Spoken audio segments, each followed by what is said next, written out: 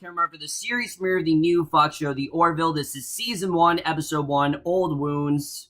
So the basic plots of The Orville, guys, is we center on our character, Ed Mercer, and he basically is the captain of the titular, Orville ship, and basically he's very down his luck because he just went through a divorce or whatever, and he finds out that the person that basically is assigned to him is actually his ex-wife, and that's really all I have to say.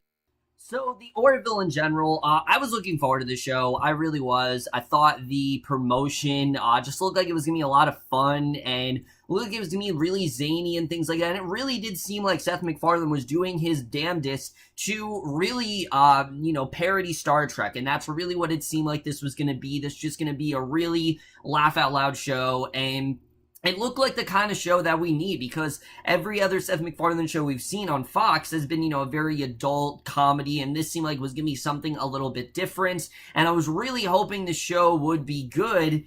And after watching the first episode, I'll say this show's not terrible. It's really not. I did overall, I think the show does have a lot of potential. It's just this first episode really disappointed me, not just because of how unfunny it is, but this show is not at all what you thought it was going to be. I'm going to get into it right now, but we're going to start off with the cast. So let me just say right off the bat, there are quite a few significant problems in this show. Seth MacFarlane's not one of them. I actually thought he did do a good job as his character of Ed Mercer. He definitely is very good in this role. You can also tell he's holding back a little bit. I thought overall he did do a good job with what he had here. He was honestly funny. He was funny at points, especially one gag, involving him and this other creature that he encounters. Just really funny stuff there, and I did think he did a very good job with it, and I did think that, you can tell his passion for this show, and it definitely was poured out here very well.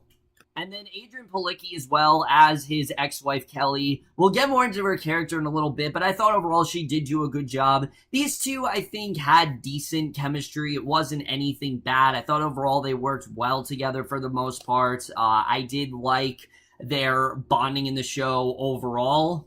The supporting cast, on the other hand, not really the case. There really weren't a lot of actors and actresses that stuck out to me. Scott Grimes especially got really annoying at points as the character of Gordon Malloy. He's supposed to be like Mercer's best friend, but he just got really degrading. He really did.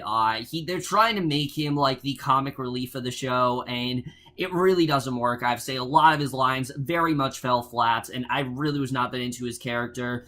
Peter Macon, I have to say, was really the only actor here that really did stick out to me. I thought he was actually really good. He had some good dark humor throughout the show, and he was just a really cool character. I like what they did with him. I thought he was a lot of fun to watch. But everyone else as a whole, I thought they were just okay. They were kind of disposable characters. They did what they had to do, but like I said, no one really stuck out to me in the way I hoped they would. So now let's get into the directing and the writing, because that really is the main problem with the show. The directing.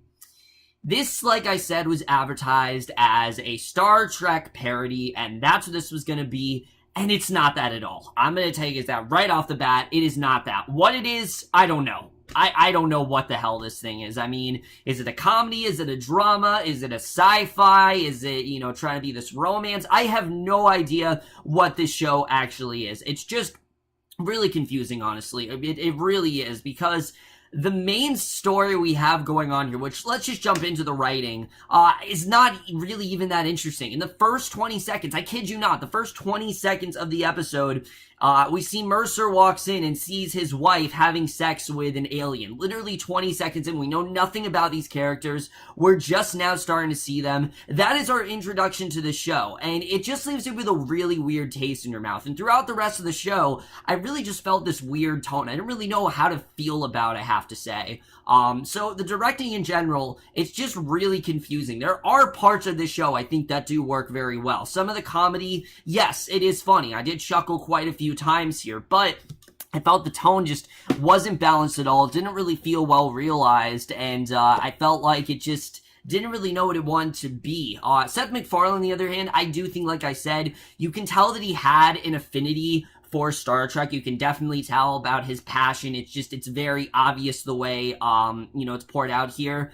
But in general, I just felt that this show, the writing especially, was very underwritten. And especially when it comes to the characters, because besides Seth MacFarlane's and Adrianne Palicki's acting, their acting's fine. Their characters, on the other hand, are extremely one-note and bland, and there's just really nothing to them, at least right now. Again, this is only the first episode, but as it is right now, there's nothing interesting about these characters. Mercer, he's just the captain who had his heart broken and trying to kind of move on, but then his ex-wife comes in and she's trying to maybe make up for, amends and things like that and turn things around, and their chemistry was fine. I just did not give a shit about their characters. Same with all the characters on the show. I really didn't care about anyone, I have to say. There really wasn't any character I'm like, oh yeah, that character's really interesting. That character I want to know more about. There really wasn't anyone that stuck out to me, and that was something that definitely did disappoint me. And the thing that's really weird about this series, that's not a comedy, but it seems like when it comes to some of these characters, they were really focused on who can crack the best jokes, who can we focus on that's going to make the show really funny. And Scott Grimes, like I said, they focus on this character a lot, and he's really annoying. He really is, because most of the humor that he has, it just falls so flat, and it's so out of place. No point was like, oh yeah, that's definitely belongs there. That actually feels like it has a place here. I mean, all of his humor just felt so out of place. It didn't go with really what they were trying to do, and again, it just didn't really work for me. I could not really tell what they were trying to do. And the humor itself, I chuckled. I definitely did chuckle a few times, but there's really only one scene where I genuinely laughed. The other scenes, I didn't really find all that funny. A lot of the humor I just thought was very awkward and weird and just really misplaced, honestly. It wasn't that it was bad, it was just really misplaced humor.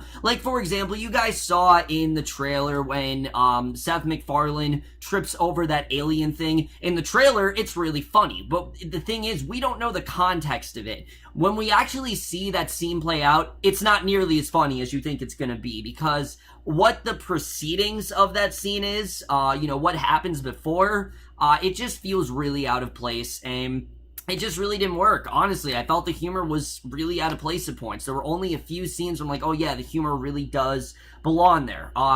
Like I said, the crew in general, I did think they had good camaraderie, but I genuinely feel like some of these characters don't even need to be there. Like, cut Scott Grimes, cut his friend, and I think the show's a lot better, because they're really the two characters that annoyed me a lot, and I really was not a huge fan of either of their characters, whether it be Malloy or Lamar. I thought they were both, honestly, really annoying.